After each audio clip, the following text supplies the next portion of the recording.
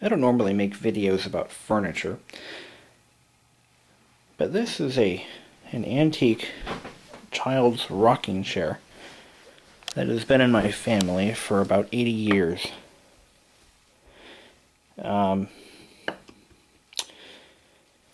This actually belonged to my great-grandmother Ethel, and this was hers as a child. And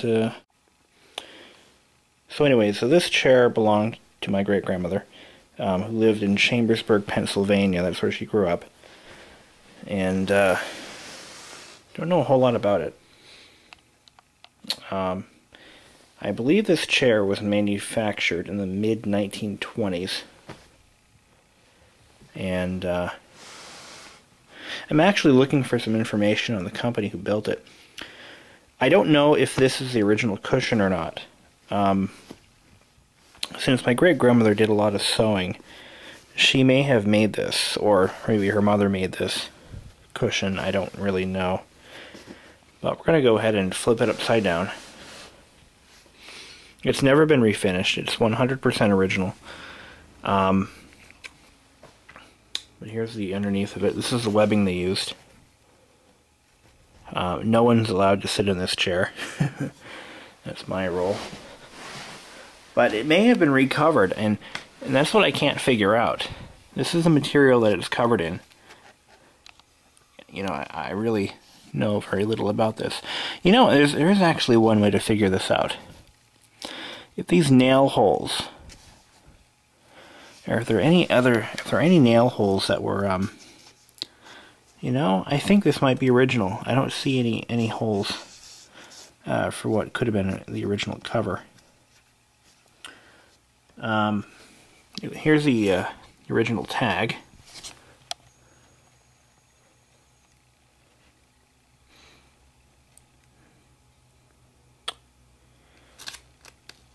Fontaine Brothers Incorporated, Garner, Massachusetts. That's who manufactured the chair. And so even back then they had these tags. There's one tag missing here. I don't know what that could have been. But as you can see, the wood is starting to split from age. But that could have started years ago. The runners themselves are the... Yeah, look at that. A little bit of wear there. These are kind of loose. I mean, all the joints are coming loose. For the most part. It's a beautiful chair. Now, I got this because nobody else in my family wanted it. Hold on a second. I'm gonna...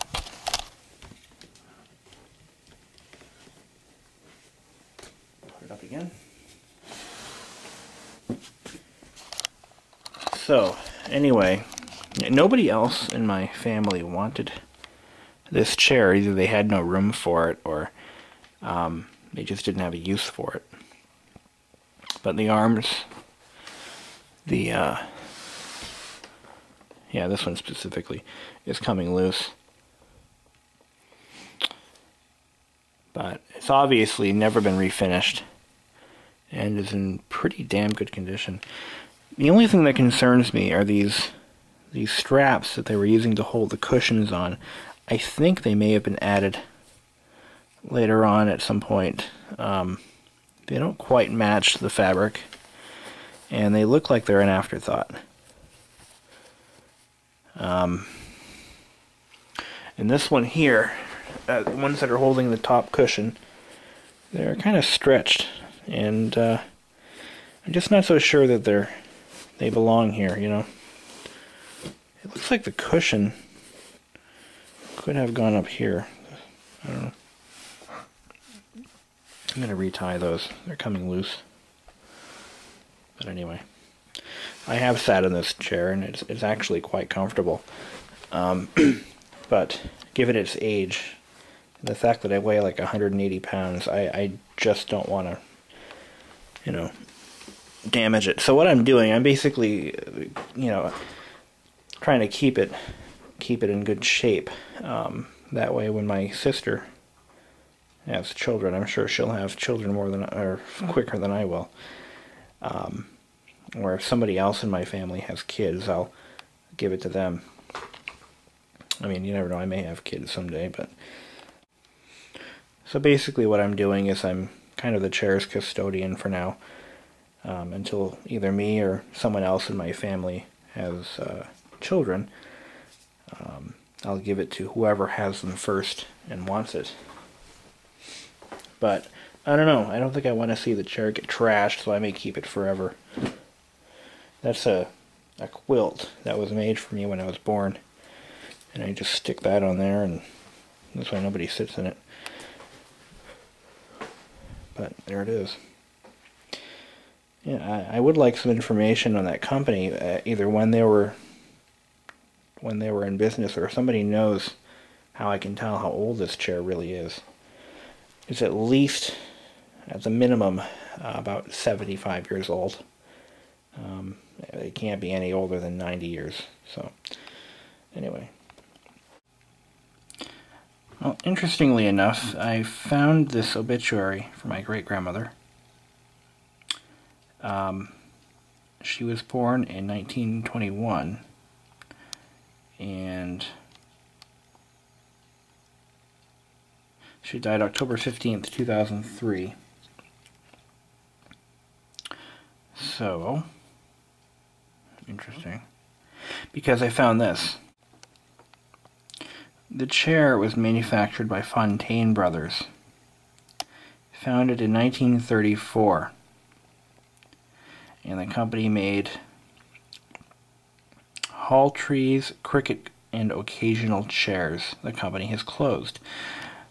That's interesting because if that were true, or if the story was true, then my great-grandmother would have been 13 years old when she got the chair. Assuming the chair was made in 1934 as the company was opening. 13. It doesn't seem right to me. It doesn't seem right at all. So maybe somebody has their story wrong. Unfortunately, my great-grandmother is no longer around to ask, and neither is my grandmother. So, yeah, I don't know. Still a neat chair.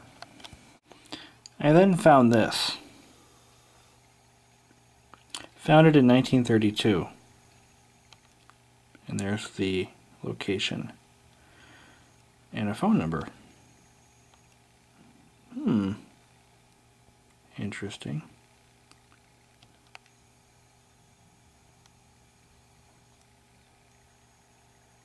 Well, I don't know. I guess that sounds a little more plausible, 1932, but still,